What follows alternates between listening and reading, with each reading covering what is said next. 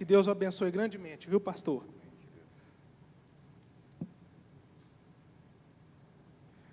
Amém. Bom dia, igreja. Preciso tirar a máscara, né, para ajudar, né? Tudo bem com vocês? Amém. Nós precisamos orar pelo querido pastor Igor, que está com Covid, né? Me convidou para estar trazendo a palavra para os irmãos nessa manhã. É um grande privilégio enorme estar com os irmãos aqui. Mas continuem orando pelo pastor Igor, que foi acometido da Covid-19, mas ele está super bem, né? Homem de ferro, homem de aço, que ele é cheio de saúde, mas orem por ele, pela Júlia e também pelo Estevão. E vamos também orar pelos nossos pastores, pastor Tarcísio, pastor Petrone e também pelo Roger, que estão de férias, para que o Senhor possa renovar as energias deles, restaurar o ânimo e que o Senhor os traga de volta bem e animados e motivados para continuar o trabalho. Vamos orar ao Senhor? Querido Deus, Pai amado, é um privilégio enorme para nós estarmos aqui nessa manhã, primeiramente poder cantar louvores ao Senhor, ouvir a Tua palavra, sermos chamados filhos de Deus e nos lembrarmos daquilo que nos está reservado, que é a coroa de glória. Mas da mesma forma nós nos lembramos do presente, daqui, do agora, onde nós temos cantado sobre missões, temos falado aqui nesse culto com foco central em missões. Então, que nós nos lembremos da nossa responsabilidade enquanto missionários. Nós pedimos também que o Senhor renove as energias dos nossos ministros, pastor Tarcísio, pastor Petrônio, o Roger, e de suas famílias, que o Senhor os traga de volta super bem, renovados, com a bateria recarregada. Oramos também pela família do pastor Igor, que se encontra com Covid-19, e por todas as famílias dessa igreja e de outras igrejas, e pessoas do nosso convívio, que também estão enfermas com esse vírus. Que o Senhor cuide de cada um deles, e nós sabemos que o Senhor cuidará. Essa é a nossa oração, em nome de Jesus. Amém? Amém, queridos? Assuma sua responsabilidade. Será que você pode repetir isso comigo? Diga assim, para a pessoa que está do seu lado. Estou brincando, não vou falar para você falar isso não, mas repita comigo assim. Também não gosto de quem fala isso com a pessoa. Você acredita que quase que eu fiz isso aqui agora? Meu pai, mano. Diga assim, será que eu estou, vai, em voz alta, será que eu estou assumindo minha responsabilidade? Será que está mesmo? Porque, queridos, nós somos a igreja do Senhor e nos foi dada uma tarefa, uma missão, e essa missão é a missão que está em Mateus 28, a partir do verso 19. Nós devemos pregar o Evangelho, fazer discípulos, batizar em nome do Pai, do Filho e do Espírito Santo, ensinar essas pessoas as palavras de Jesus e então a promessa de Jesus que Ele estará conosco até o último dia, será uma promessa que vai se cumprir nos nossos dias. Nós temos uma missão de fato. Acontece que muitos de nós recebemos alguns dons diversos de outros crentes. Cada um aqui tem o seu próprio dom, cada um tem o seu próprio talento dado por Deus para desenvolver essa missão. Alguns de nós conseguimos pregar de forma mais fluida, numa comunicação mais clara. Alguns possuem uma característica mais evangelística, outros mais de mestre, outros são mais carismáticos e estendem a mão de uma forma mais fluida, pessoas que têm uma característica mais voltada para a ação social, para a hospitalidade, enfim, cada um de nós possui dons diversos, talentos diversos. Acontece que alguns de nós, muitas das vezes, dizemos, eu não nasci com a característica evangelística, o Senhor não me deu esse dom de evangelista, então eu vou ficar apenas tocando meu bandolim aqui no louvor. Ou, o pastor não me colocou naquele cargo, naquela função que eu gostaria, eu sempre sonhei ser um professor de EBD, mas até hoje eu não tomei essa posição na igreja, então quer saber? Também não vou fazer nada não.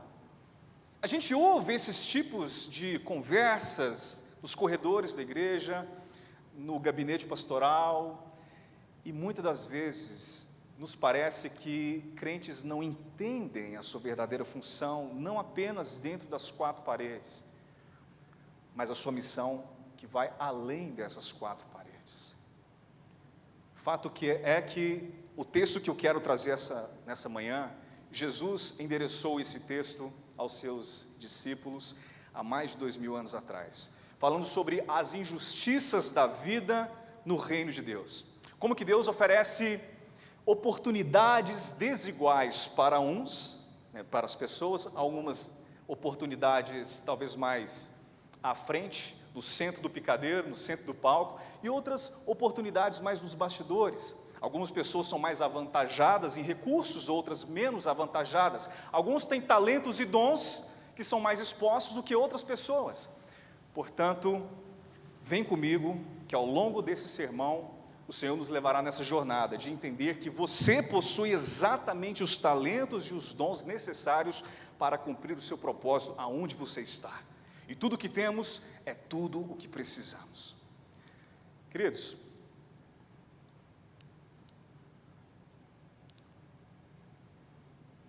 quando criança, nós ouvimos muita frase, isso não é justo. Toda criança, em todo lugar do mundo, em todas as épocas, sempre, ou pelo menos uma vez na vida, disseram, isso não é justo. Ao passo que todo adulto, em todos os lugares do mundo, em qualquer época, qualquer era, sempre vai responder, a vida não é justa. E isso aconteceu comigo quando eu tinha 14 anos de idade, um adolescente já com um bigodinho, e eu batia muito na minha irmã, eu já joguei ela da escada, ela rolou a escada abaixo, eu batia com um pedaço de pau, chutava ela, um adolescente muito rebelde, muito energético, cheio de energia, mas teve essa última vez que eu fiz isso com a minha irmã, o meu pai chegou lá no quarto e bateu em mim. E eu falei, pai, isso não é justo, eu já sou quase que um adulto já, 14 anos de idade, né? E ele disse, a vida não é justa. E de fato, a vida, ela não é justa para algumas pessoas, mas ao ponto que outras pessoas vão dizer que a vida é justa, porque isso vai depender do tamanho do seu pedaço do bolo.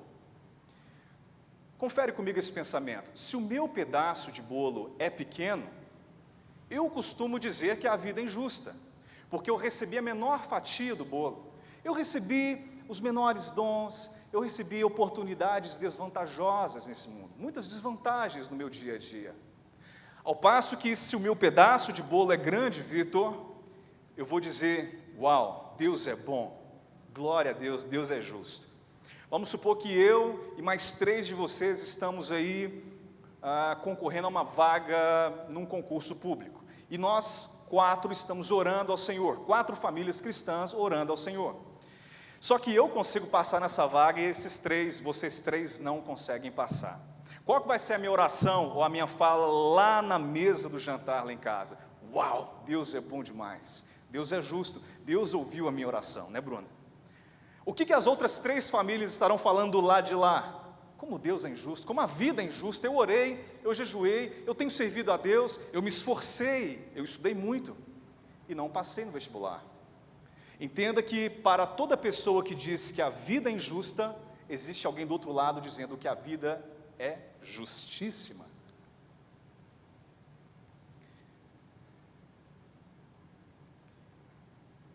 Acho que não está passando, hein?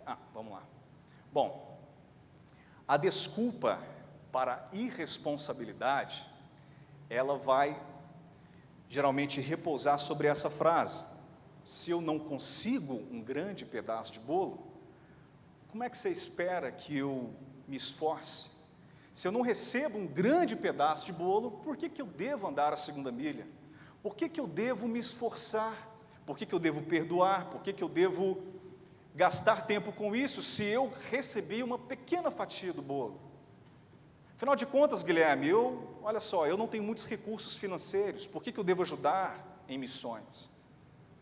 Guilherme, eu não fui para o seminário, por que eu deveria me envolver com ensino ou pregação? Eu não tenho as características dos pastores da nossa igreja, isso é um trabalho deles.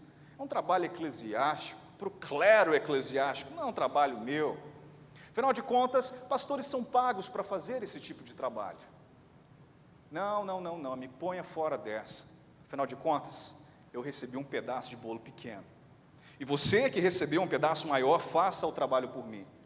Quantas vezes nós escutamos esse tipo de conversa, esse pensamento na cabeça de muitos cristãos? E aí nos vem a pergunta: estamos assumindo de verdade a nossa responsabilidade? Pessoas, entretanto, com uma fatia de bolo maior, podem cair no mesmo erro de se tornarem igualmente irresponsáveis.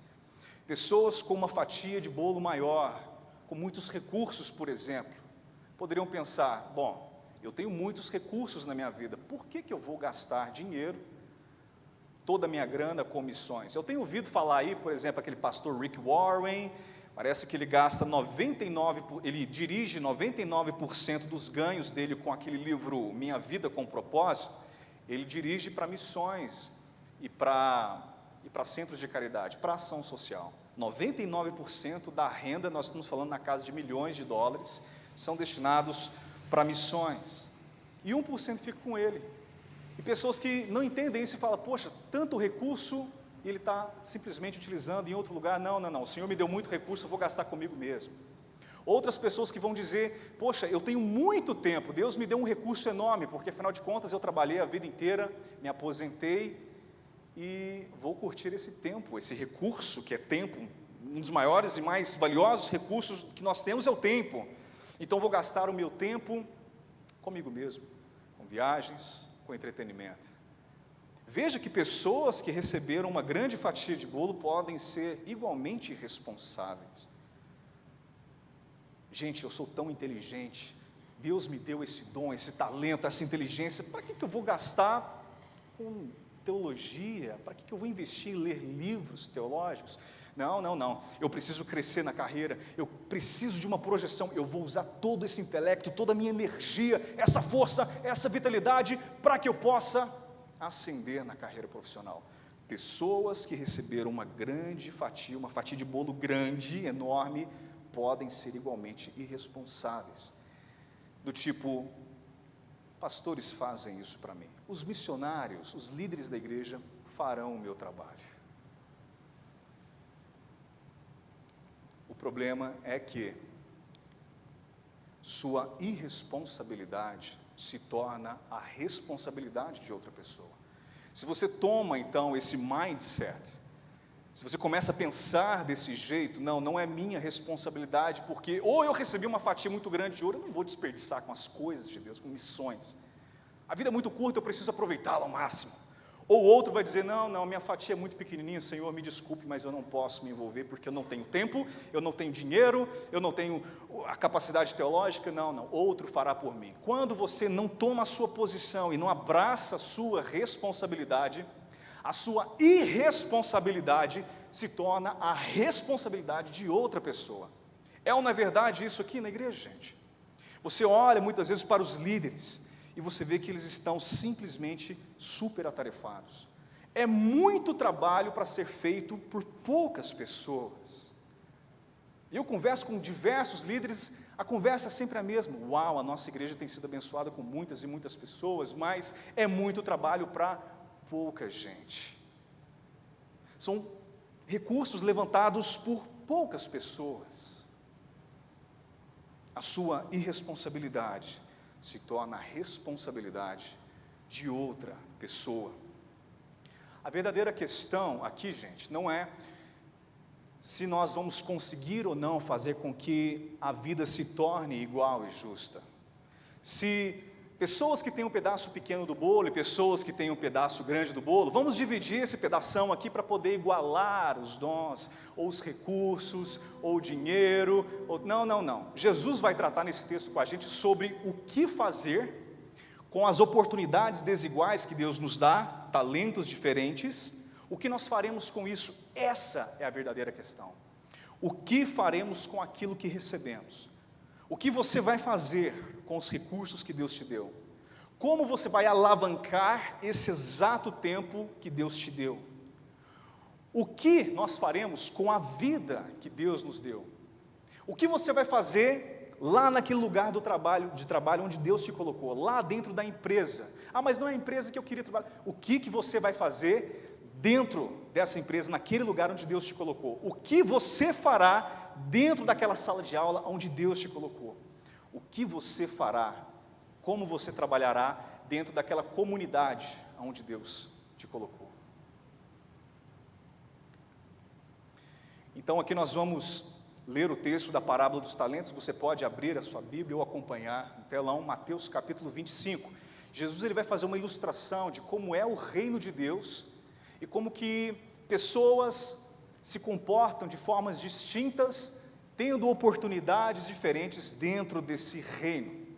Engraçado que esse não é um problema do nosso tempo, mas Jesus já endereçou esse mesmo problema sobre as desigualdades da vida há 2000 anos atrás. Então acompanhe comigo esse texto, Mateus capítulo 25, verso 14, e o texto diz assim: o reino dos céus também pode ser ilustrado como a história de um homem que estava para fazer uma longa viagem. Ele reuniu seus servos e lhes confiou seu dinheiro, dividindo-o de forma proporcional à capacidade deles. Atente para essa frase, essas palavras que estão em vermelho. Dividindo de forma proporcional à capacidade deles. Deus divide de forma proporcional à nossa capacidade. Ao primeiro entregou 5 talentos, ao segundo 2 talentos e ao último 1 talento. Então foi viajar. Deixa eu te situar. A parábola dos talentos não está se referindo aos talentos do tipo, eu sei dançar, eu sei cantar. Essa parábola se refere a uma medida de dinheiro. Talento era uma medida de dinheiro na época. 1 talento significava algo referente a 20 anos de trabalho de um trabalhador comum da época. Vamos colocar algo em torno aí de, 300 mil reais. 5 talentos, portanto, era algo referente a 100 anos de trabalho, algo acima de 1 milhão de reais. Então esse homem foi viajar e colocou o seu dinheiro nas mãos de 3 servos. Um recebeu 5 talentos, outro 2 talentos e o outro recebeu 1 talento, de acordo com a capacidade deles de administrar as riquezas desse senhor. E esse senhor tinha por intenção que esses 3 servos administrassem os seus recursos da mesma forma que o Senhor administraria, entende? Não é uma poupança. Não se trata aqui do Senhor dizer, olha, estou deixando nas mãos de vocês 3 os talentos e guardem na poupança. Não. Apliquem o dinheiro, invistam e multipliquem as minhas riquezas. O texto continua então. O servo que recebeu 5 talentos começou a investir o dinheiro e ganhou outros 5. O servo que recebeu 2 talentos também se pôs a trabalhar e ganhou outros 2. Não passou, né? E ganhou outros 2. Mas o servo que recebeu 1 talento cavou um buraco no chão e ali escondeu o dinheiro do seu senhor. Veja bem então que o camarada que ganhou 5 talentos dobrou a renda do senhor, logo se pôs a trabalhar. Aquele que recebeu 2 talentos também multiplicou, agora são 4 talentos. Mas aquele terceiro escondeu o talento que recebeu do senhor. Fez o quê? Guardou na poupança e enterrou o dinheiro. Verso 19. Depois de muito tempo, muitos e muitos longos anos depois, numa galáxia bem longínqua, muito tempo depois, o Senhor voltou de viagem e os chama para prestarem contas de como haviam usado o dinheiro. Opa, então tem prestação de contas nisso aí. Nós estamos falando aqui de uma história em que o Senhor voltará para prestar contas de como os servos utilizaram o investimento do seu dinheiro, como fizeram o investimento. O servo ao qual ele havia confiado 5 talentos se apresentou com mais 5. O Senhor me deu 5 talentos para investir, eu ganhei mais 5. E o Senhor disse: muito bem, meu servo bom e fiel. Você foi fiel na administração dessa quantia pequena. Aí aqui eu faço uma pausa. Uau, a administração de uma quantia pequena? Nós estamos falando de mais de R$1 milhão. Nós estamos falando de 100 anos de trabalho. Mas você vai entender já já que essa quantia de tesouro é muito pequeno se comparado àquilo que está reservado para esses servos. Você está fazendo a conexão aí? Está comigo? Continua o texto. Você foi fiel na administração dessa quantia pequena e agora lhe darei muitas outras responsabilidades. Venha celebrar comigo. Então esse servo ganhou, multiplicou os 5 talentos, agora são 10 talentos.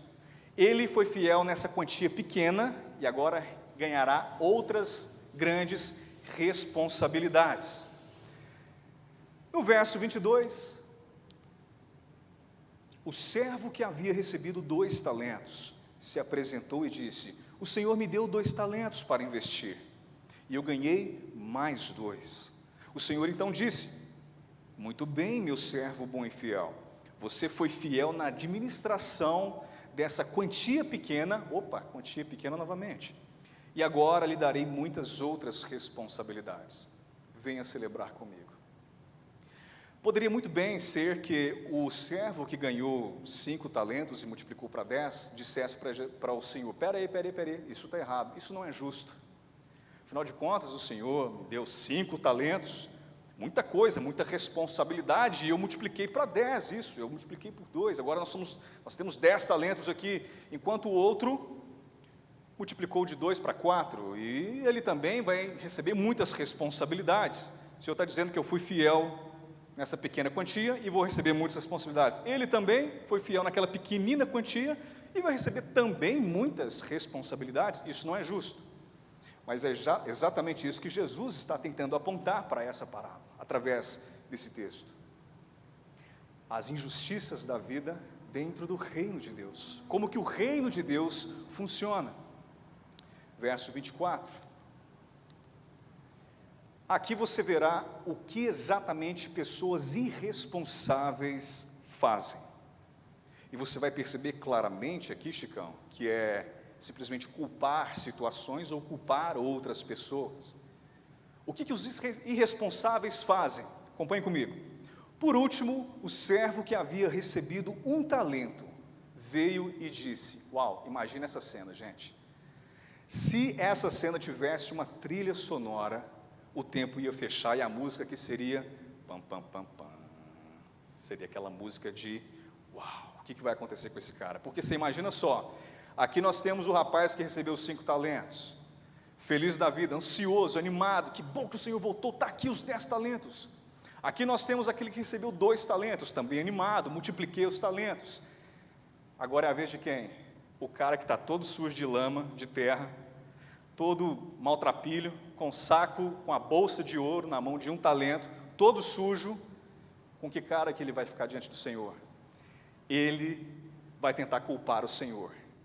Você está vendo aqui então, qual é o comportamento de uma pessoa irresponsável e murmurador do século I?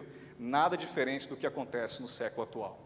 Ele disse assim: eu sabia que o Senhor é um homem severo, está culpando o Senhor, que colhe onde não plantou e ajunta onde não semeou. Tive medo de perder seu dinheiro, por isso o escondi na terra. Toma o seu dinheiro aqui, ó. Aqui está ele. Inconsequente. Está culpando o Senhor pelo fato dele ter sido improdutivo com o seu dinheiro. A culpa é sua. Quem mandou o Senhor ser tão severo, tão duro? Eu sei muito bem que o Senhor não recebe um não. Eu sei muito bem que o Senhor é pesado de mexer.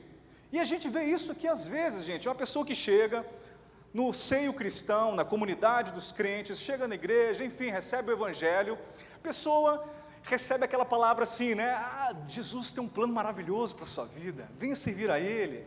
Ele fala: uau, eu também tenho um plano maravilhoso para a minha vida. Eu quero esse Jesus aí. Aí como brincaria Paul Washer, né? Você não tem 2 dele aí não? Eu quero 2 desse Jesus aí. Eu também tenho um plano na minha vida. E aí o camarada vai começando a entender a palavra de Deus, o propósito da missão, e por que nós somos chamados, e o caminho é estreito, e tem uma cruz, e a porta é estreita, e são poucos os que passam por ela, e larga é a porta que leva para a maldição, para a perdição. Espera aí, ele começa a entender então, que o caminho é estreito, e que haverá morte. Cheiro de morte, então, começa a acompanhar essa pessoa ao longo do caminhar dela. Ela fala, uou, eu não vou me envolver com isso. Senhor, me exclua fora dessa. O Senhor é muito duro. O caminho do cristão é muito pesado. Eu vou fazer assim, eu vou acompanhar de longe, ok? Vou acompanhar de longe, não vou me envolver tanto nessa missão. O Senhor é muito duro, eu não vou multiplicar esse talento, não. Agora, como Deus trata os irresponsáveis? O Senhor, porém, respondeu, servo mau e preguiçoso. Imagina Jesus falando isso. Já conseguiu pensar Jesus? Lindo como ele é para a gente, falando essas palavras? Servo mau e preguiçoso. O mundo não conhece esse Jesus, certo, gente? O mundo acha que Jesus é um Jesus metrosexual, europeizado, de olhos azuis, cabelos loiros, cachinhos dourados e com uma voz mansa e mãos não calejadas, que não conhece o que é trabalho. Essa é a visão deles. Não, Jesus não falaria desse jeito, pois é o nosso Jesus, representado por esse Senhor, o nosso Deus, palavras do nosso Deus, servo mau e preguiçoso.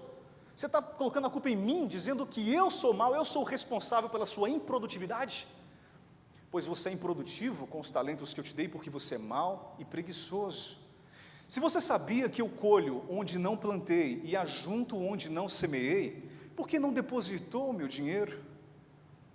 Pelo menos eu teria recebido os juros dele. E ele continua. Em seguida, ordenou, tirem o dinheiro deste servo e deem ao que tem os 10 talentos. Uou, Jesus, mas isso não é justo. Não é sobre isso a parábola? Sobre as injustiças da vida e como nós procedemos no reino de Deus, com as desigualdades, com a oportunidade desigual que recebemos. Pois ao que tem, mais lhe será dado, e terá em grande quantia, mas do que nada tem, mesmo que não tem, lhe será tomado. Agora lancem este servo inútil para fora, na escuridão, onde haverá choro e ranger de dentes. Existem duas linhas de pensamento.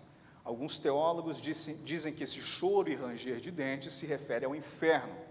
Se refere a uma pessoa que estava no seio da igreja, no seio cristão, mas não era convertido de fato, portanto, nunca tinha sido salvo e vai para o inferno.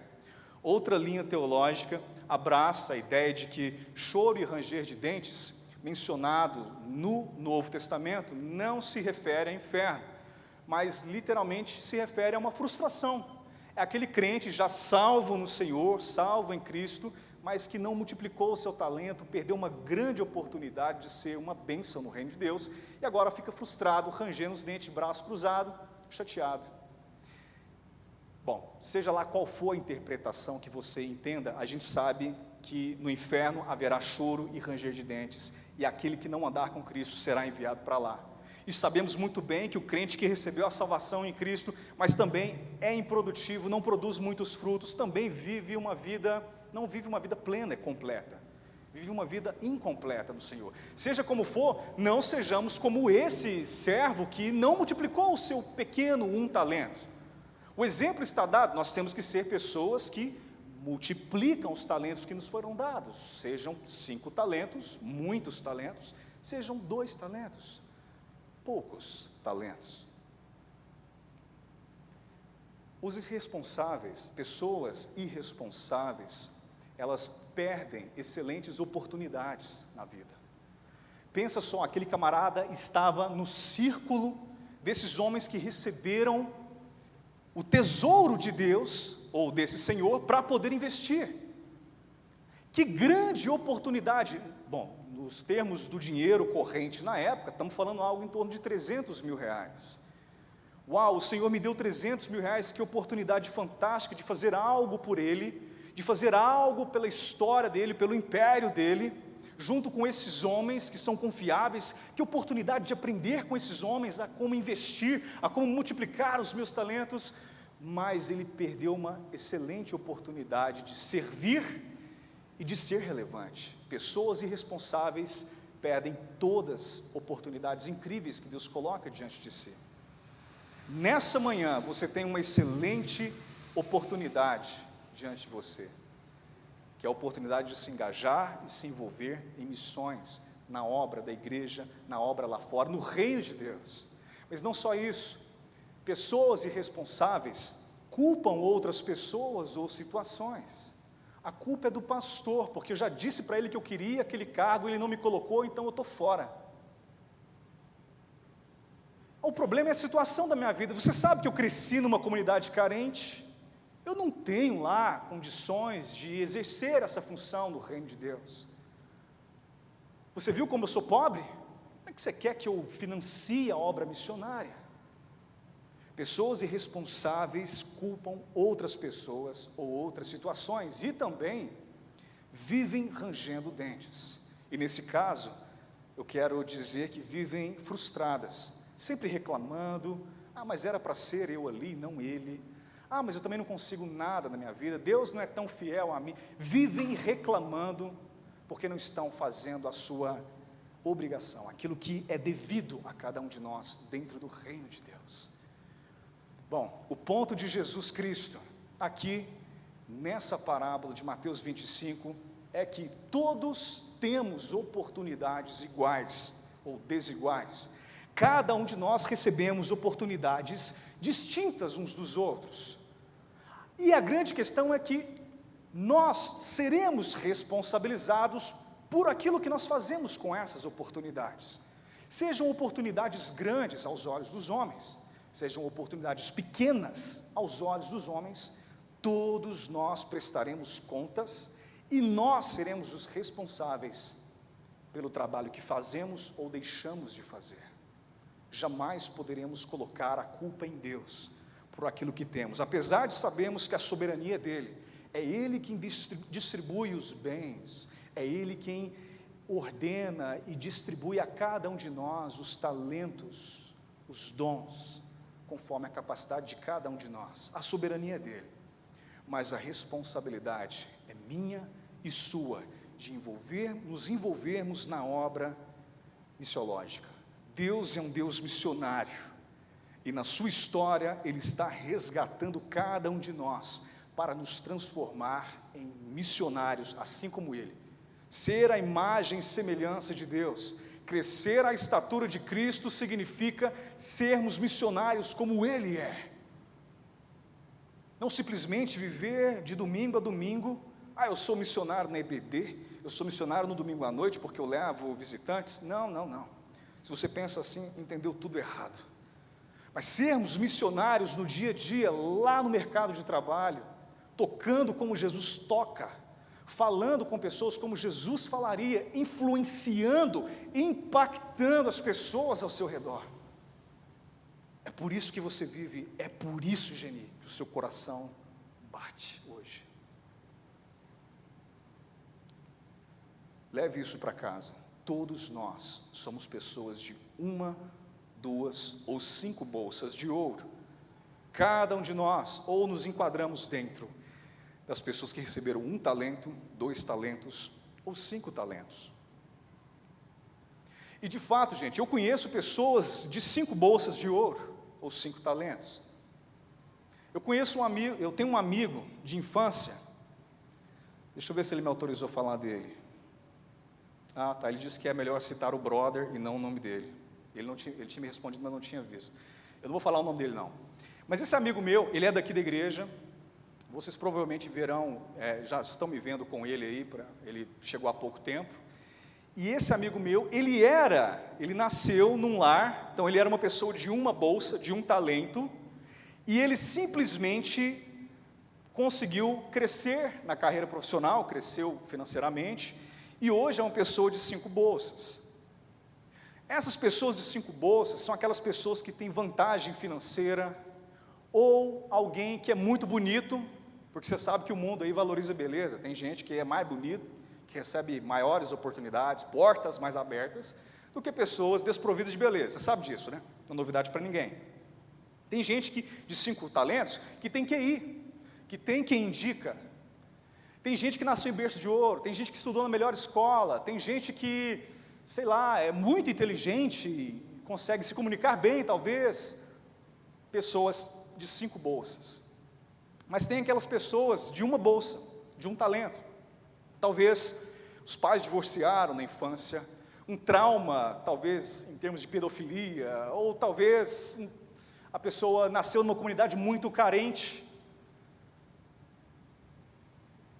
E aqui no meio do caminho tem a maioria de nós, pessoas de 2 bolsas.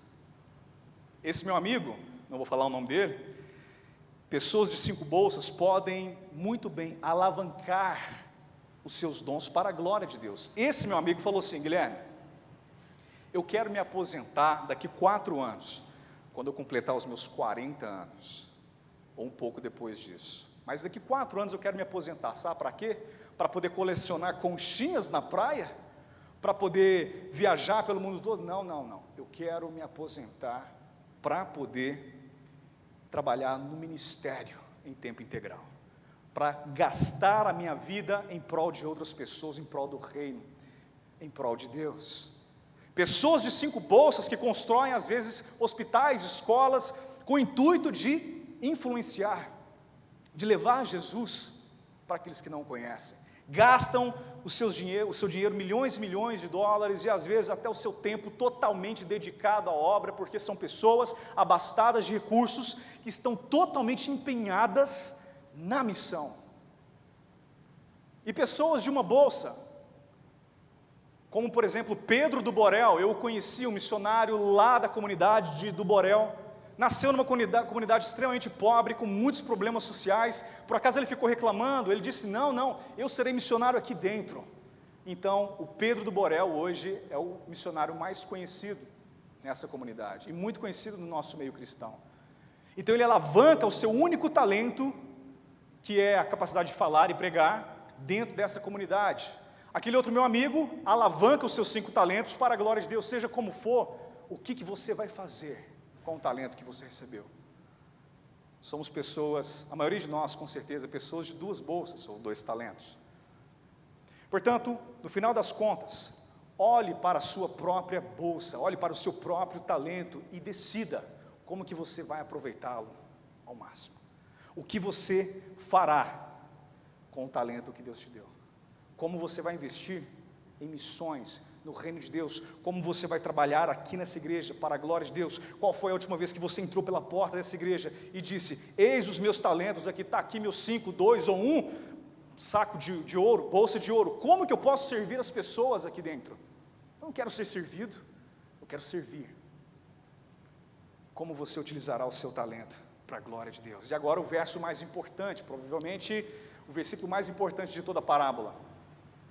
Depois de muito tempo, lembra, lá naquela galáxia distante, depois de longos milênios, talvez 2 milênios, o Senhor volta de viagem e os chama para prestarem contas de como haviam usado o dinheiro. Portanto, queridos, haverá uma prestação de contas nos finalmente. Jesus está voltando. Eu não tenho dúvidas alguma que todos esses sinais que nós temos ouvido esses dias, terremoto, erupção no vulcão lá ontem, todas as atrocidades, vírus, enfim, tudo que a gente tem visto é simplesmente sinais dos fins dos tempos, são as trombetas tocando. Ele está voltando e haverá então uma prestação de contas. E você gostaria de ser mencionado como o rapaz de 5 talentos? Você gostaria de ser mencionado por Jesus como aquele de 2 talentos? Ou será que você estará no desfecho da pessoa que recebeu um talento apenas e não multiplicou o seu talento? Haverá um desfecho, e eu espero, sinceramente, que todos nós aqui possamos ser aqueles que, com um sorriso no rosto, recebem ao Senhor e diz: Senhor, eis aqui o teu dinheiro multiplicado. Eis aqui os seus talentos, os dons. Olha para a minha família, olha como eu trabalhei com ela. Eis os meus filhos, olha a minha esposa, eu investi nela. Nós lemos a palavra de Deus, eu trabalhei com ela, nós fomos e servimos, nós vivemos o cristianismo na frente dos nossos filhos, a olho nu ali, fizemos tudo o que estava ao nosso alcance, investimos no reino, pregamos o evangelho, eis o talento que o Senhor nos deu, aqui está o que é seu, Senhor. Que sejamos como esses dois homens. Para refletir e praticar, você foi criado para ser responsável. Desde o Éden, no mandato cultural, Deus deu para Adão e Eva apenas uma lei e muitas responsabilidades. A lei era, olha, não toquem naquele fruto, ok? Fiquem longe daquela árvore ali, só isso. Vocês podem comer de todas as árvores, vocês podem dominar os animais, fazer o que vocês quiserem, mas apenas essa lei, muitas responsabilidades. E hoje, com o pecado, nós temos muitas leis, mas ainda assim muitas responsabilidades. E Jesus resume elas em uma responsabilidade, que é o mandato da igreja: missões. Nós devemos cumprir essa missão. Pare de apontar o dedo e dar desculpas. Ah, mas eu não recebi esse dom, eu não sou evangelista, eu não sou missionário, eu não sei falar, eu não tenho recursos. Pare de dar desculpas e apontar o dedo para situações e pessoas. Não, não, não, remova essa atitude, pare de apontar o dedo. E lembre-se, nós somos pessoas de 1, 2 ou 5 bolsas ou talentos, e nós seremos responsabilizados por aquilo que nós fazemos, com tudo que nós recebemos. Quarto e último ponto, nós devemos remover o ir de irresponsável e devemos ir. Entendeu aí a jogadinha de palavra? Remova o ir de irresponsável e vá. E assuma a sua responsabilidade, porque a sua irresponsabilidade se torna a responsabilidade de outra pessoa. Aquilo que você deveria fazer está caindo nas costas de alguém. Eu estou falando muito sério, olha aqui para mim, olha bem para mim aqui, igreja. Eu estou falando com um crente aqui. Aquilo que você deveria estar fazendo está caindo sobre as costas de outra pessoa. Portanto, envolva-se. Em qualquer contexto, essa frase ela se aplica. Na sua casa, com a sua esposa e seus filhos, a sua irresponsabilidade se torna a responsabilidade do cônjuge, que está sobrecarregado porque você não está fazendo a tua parte. No trabalho, a sua irresponsabilidade está caindo nas costas do chefe ou dos seus amigos. E dentro da igreja, principalmente, a sua irresponsabilidade cai sobre as costas de outras pessoas que estão se desdobrando. E alguém vai dizer: se eu não for, Deus levantará outro. Sim, mas às vezes, se eu não for, Deus colocará essa responsabilidade nas costas de outros que já estão fazendo, que já estão de pé, que já estão levantados, que já foram levantados pelo Senhor. Eu tenho certeza que você não quer isso para a sua vida. Envolva-se, se engaje com o reino de Deus. Eu não estou falando apenas de 4 paredes, eu estou falando do reino de Deus.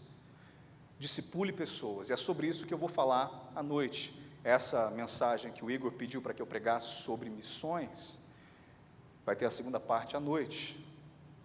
Então esteja aqui, se possível, traga sua família, traga amigos, porque estarei fazendo uma conclusão, na verdade apontando para descrentes, uma mensagem mais para descrentes, mas falando ainda sobre essa missão que nos foi dada, o discipulado. Eu gostaria que você encerrasse comigo aqui nessa manhã, repetindo essa frase, em voz alta. Pode ser falando baixinho aí, mas em voz alta, para que você fixe isso na sua mente e saia com pelo menos essa frase fixada em tua mente. Repita comigo: a minha irresponsabilidade se torna a responsabilidade de outra pessoa. Podemos falar sem pausas? Vamos lá, 1, 2, 3 e... a minha irresponsabilidade. Vamos orar? Senhor Jesus, o Senhor nos deu uma missão clara, uma missão de um ponto. O Senhor não nos deu inúmeras tarefas, a missão tem um ponto central. Esse ponto é a missão de alcançar o perdido pecador, é a missão expressa em Mateus 28, de irmos buscar aquele que estava perdido. trazê-los para o corpo, batizá-los na igreja, no centro da comunidade cristã, envolvê-los no corpo de Cristo e ensinar os caminhos de Jesus. Nós queremos ser responsáveis e remover toda e qualquer irresponsabilidade em todo grau ou nível da nossa vida, para sermos totalmente comprometidos com essa boa e excelente missão. Obrigado por cada pessoa que está aqui nessa manhã, cada irmão e irmã que se comprometem com o Senhor. Só o fato de estarem aqui já é grande alegria para nós, porque é sinal de que estão capturados pelas suas garras de amor, pelos seus laços de amor, estão presos em Ti, sinal que foram salvos e convertidos pelo Senhor. Mas nós não queremos parar por aí, porque somos irresponsáveis com a Tua missão em tantos pontos, muitas vezes. Senhor, que assim não seja. Trabalhe em nosso coração e nos ajude a sermos responsáveis. Que a nossa responsabilidade se torne um alívio e um descanso para outras pessoas. Assim nós oramos, em nome de Jesus. Amém.